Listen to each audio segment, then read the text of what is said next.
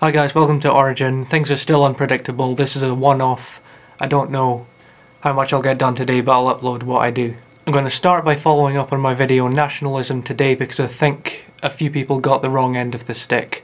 I don't know whether it was something I said or the way I said it, but some people seem to think I was attacking culture. Now, I've been looking for a way to make my point more clearly, and yesterday I saw a documentary which made it perfectly. If you're watching this video the week it was uploaded and you live in the UK, you'll still be able to catch it on the iPlayer. I'm talking about Stephen Fry's Planet Word documentary series, the second one on identity.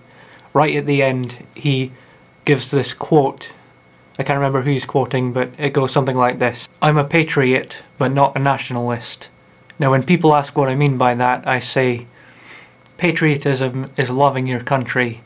Nationalism is hating everyone else's. I have no problem with what I call rational patriotism. As an example, I like that we have, say, universal healthcare in Scotland. I like that we're relatively a very developed country. At the same time, there's plenty of things that I don't really like about Scotland. Just to give one example, let's say the weather. It rains about half the time, and generally I prefer much warmer weather than we tend to get. Those are all reasons for liking or disliking Scotland that actually have some basis in reality. Now, of course, the opposite of rational patriotism would be irrational patriotism, and that would be stuff like simply, I was born here.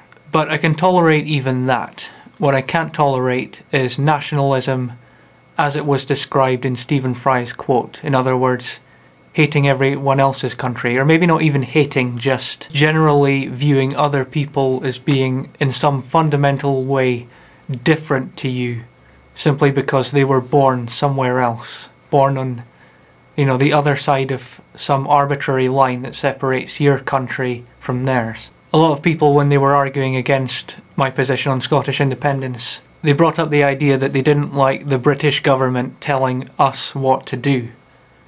Therein lies exactly the kind of problem that I'm talking about. In order for that sentence to make any sense at all, you have to already view yourself as being in some way different to the British people, whatever you might define that as, or the British government. You would have to see it as being some kind of, I think one person brought this up, an imperial force of some kind. That it's just not welcome in your country, my country. But I don't see it that way. I don't see the British government as being any different. I don't see English or Welsh or Irish people, Northern Irish people, as being any different to me as a Scottish person. We're all British, and I'm fine with that. And as I've already said, I can take that further and say, well, it doesn't matter what country you come from, we're all human beings. That's the way I look at things. That kind of view, it separates us for essentially no reason. In summary, I've got nothing against culture.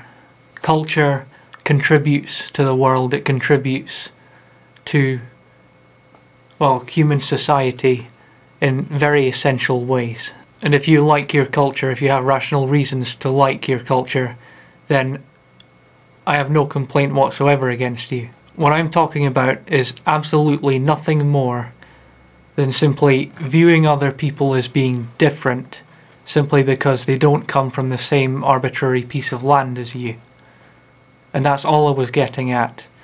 And I hope it's somewhat clearer, but I don't think I can make it any clearer, so if it's still misinterpreted, well, never mind. Thank you for watching, goodbye.